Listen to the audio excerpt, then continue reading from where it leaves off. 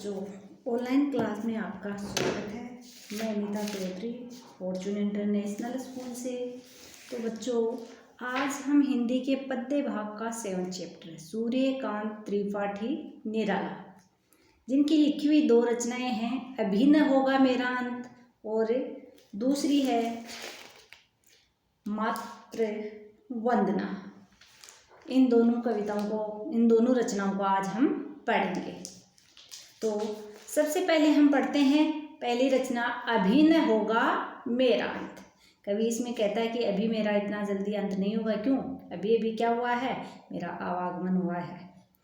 देखो, इसमें पहला पद है, अभी न होगा मेरा अंत, अभी अभी ही तो आया है, मेरे जीवन में मृदुल वसंत, अभी न होगा मेरा अंत। इसमें अंत का अर्थ होता है विनाश। अंत का क्या अर्थ होता है? विनाश। और मृदुल का अर्थ होता है सुंदर या मनोरम। तो इसमें कवि निराला जी कहते हैं कि अभी न होगा मेरा अंत, कि मेरे जीवन का अंत अभी नहीं होगा, अभी अभी ही तो आया है, यानी अभी अभी ही तो मेरे जीवन में मनोरम वसंत रूपी युवा अवस्था आई है। मेरे जीवन में मृदुल वसंत, अभी न होगा मेरा अंत। अभी तो ये मेरे जीवन का प्रथम चरण है, अभी लंबी आयु या लंबा जीवन मेरा शेष है, बाकी है, इसलिए अभी मेरे जीवन का अंत नहीं होगा, क्योंकि अभी अभी तो मेरे जीवन में मनोरम वसंत रूपी युवावस्था का आगमन हुआ है। एक बार दोबारा देखो, अभी न होगा मेरा अंत, अभी अभी ही तो आया है, मेरे जीवन में मृदुल वसंत, अभी न होगा मेरा अंत। कवि निराला जी कहते हैं कि मेरे जीवन का अंत अभी नहीं होगा, अभी अभी ही तो मेरे जीवन में मनोरम, यानी मन को सुंदर लगने वाला मनोरम वसंत रूपी युवा अवस्था आई है। अभी तो मेरे जीवन का प्रथम चरण है ये, अभी लंबी आयु है या मेरा लंबा जो जीवन है वो तो अभी बाकी है, इसलिए अभी मेरे जीवन का अंत नहीं होगा।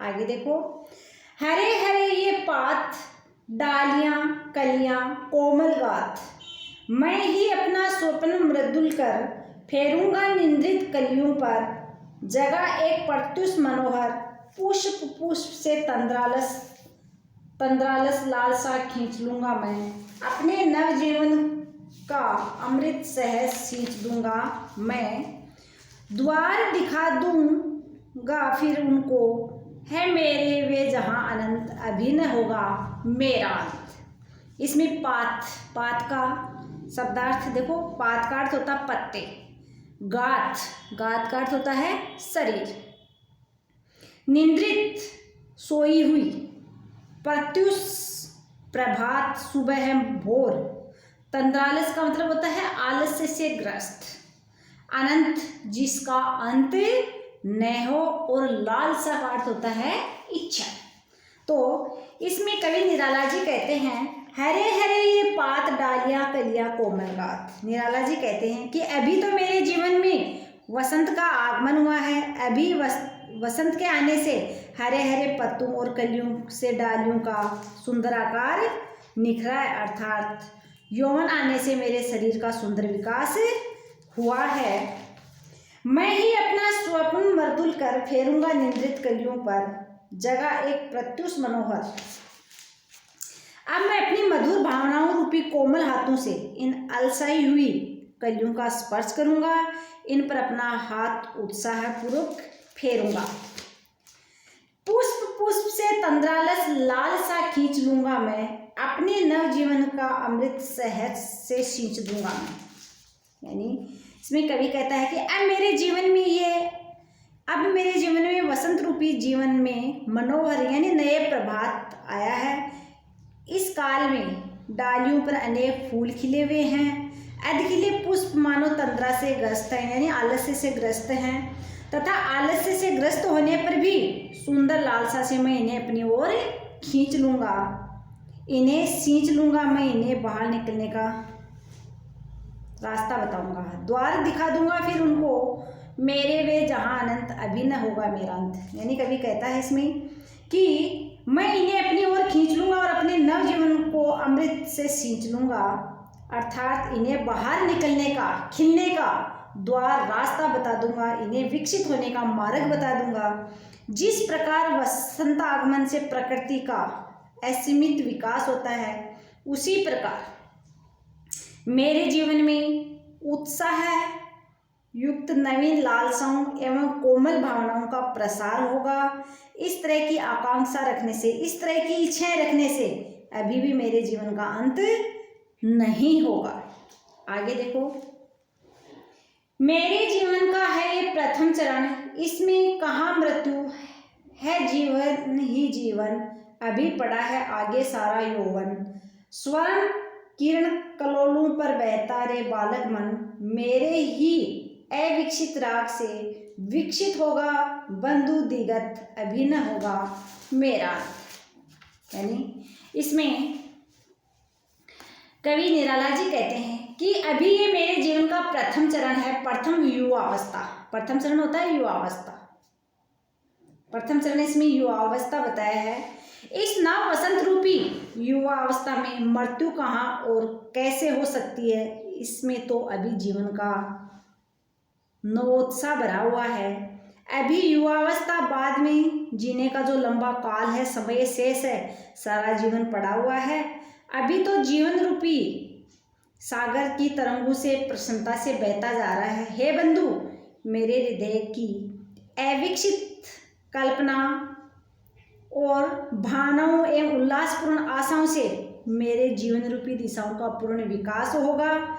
मेरी जिजीविषा का मतलब होता है मेरी जीने की इच्छा एवं कर्मनिष्ठता से जीवन का सुंदर विकास होगा। अभी मेरे सामने सारा जीवन पड़ा है, इसलिए अभी से मेरे जीवन का अंत नहीं होगा। निराला जी की दूसरी रचना है मातृवंदना, देश के मातृभूमि के प्रति वंदना। नर जीवन के स्वार्थ सकल, बलि हो तेरे चरणों पर माँ, मेरे श्रम सिंचित सब फल, जीवन के रथ पर चढ़कर सदा मृत्यु पथ पर बढ़कर महाकाल के खरतर भार सह सकूं, मुझे तू कर दृढ़तर, जागे मेरे उर्मी तेरी मूर्ति, अश्रु जल धोत विमल, दृग जल से पा बल बलि कर दूंगा, जननी जन्म श्रम सिंचित फल।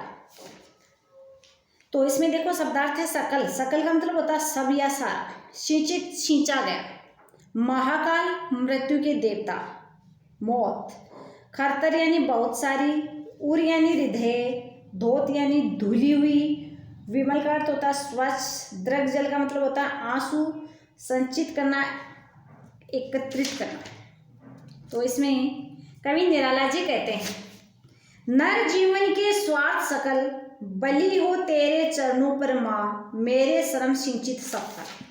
कवि निराला जी कहते हैं कि हे भारत माता, मुझे ऐसी शक्ति दो कि मेरे मनुष्य जीवन के सारे स्वार्थ तेरे चरणों में समर्पित हो, तेरे चरणों में न्योछावर हो, तथा मेरे श्रम यानी मेहनत से अर्जित सारे कर्म फल भी तुम्हारे चरणों में समर्पित हो। कवि निराला जी क्या कहते हैं भारत माता से कि हे भारत माता, मेरे को आप ऐसी शक्ति दो जिससे मैं मनुष्य जीवन में सारे ही स्वार्थ तेरे चरणों में समर्पित करूं, मैं जितनी भी मेहनत अर्जित करूं उससे जो कमाया हुआ फल है वो भी तुम्हारे चरणों में समर्पित करूं।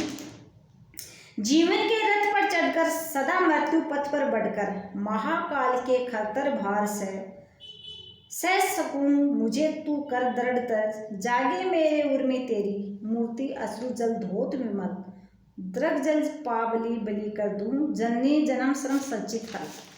यानी कवि कहता है कि मुझे इतना दृढ़ बनाओ, मैं इस जीवन के रथ पर सवार होकर आगे बढ़ता रहूं और सदैव और हमेशा मृत्यु की पथ की ओर बढ़ता हुआ महाकाल यानी अत्यधिक भार यानी वजन को सह सकूं, परंतु इसके लिए तुम्हारी कृपा, तुम्हारी शक्ति की जरूरत है मुझे। तुम मुझे अति मजबूत बनाओ।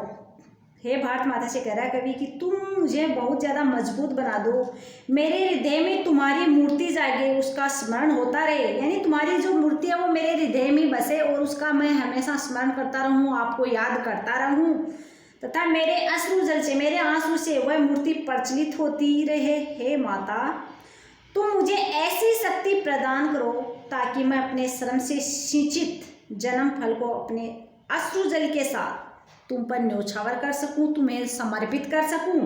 अर्थात कवि कामना करता है कि वह जीवन की बाधाओं को, कठिनाइयों को पार करके भारत माता के चरणों में अपना बलिदान करने की शक्ति प्राप्त करना चाहता है।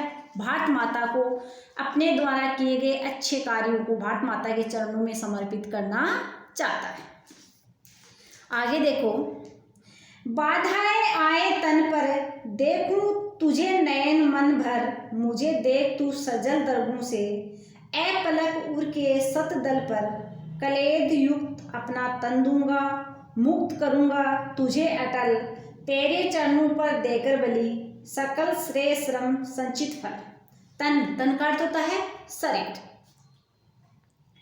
सजल गीले, एपलक यानी एकटक, सतदल का मतलब होता है कमल और श्रेय का मतलब होता है मंगलमय। कवि निराला जी कहते हैं, बाधाएं आए तन पर देखूं तुझे नयन मन भर। हे मातृभूमि, हे भारत माता, चाहे जीवन एवं शरीर पर बाधाएं कष्ट कितने भी क्यों ना आए, मैं उन्हें भी पार करके मैं तुम्हें नेत्र भरकर अर्थात अच्छी तरह से देखूं, तुम भी मुझे अश्रुयुक्त नेत्रों से एकटक देखती रहो। एपलक उड़ के सत दल पर, कलेद युक्त अपना तन दूंगा, मुक्त करूंगा तुझे अटल, तेरे चरणों पे देकर बलि, सकल श्रेय श्रम संचित फल। तुम्हारे हृदय रूपी कमल पर अपना गीला शरीर समर्पित कर दूंगा और अपने सारे मंगलमय श्रम से संचित फल को तुम्हारे चरणों में न्योछावर कर दूंगा, तुम्हारे चरणों में चढ़ा दूंगा, तुम्हारे चरणों में समर्पित कर दूंगा। इस प्रकार मैं तुम्हें सभी कष्टों से मुक्त करके अपना बलिदान कर दूंगा। इसमें कवि क्या कहता है? इसमें कवि भारत माता से कहता है कि हे मातृभूमि, हे माँ भारती, चाहे जीवन में मेरे शरीर पे कितने भी कष्ट, बाधाएं, कठिनाइयाँ क्यों ना आए, मैं उन्हें पार करके मैं तुम्हें अपने नेत्रों से अच्छी तरह देखूं, तुम भी मुझे अपने अश्रुयुक्त नेत्रों से एकटक देखती रहो। मैं तुम्हारे हृदय रूपी कमल पर अपना गीला शरीर समर्पित करता हूँ, अपने सारे श्रेष्ठतर श्रम से सच्चित फल को तुम्हारे चरणों में समर्पित कर दूंगा।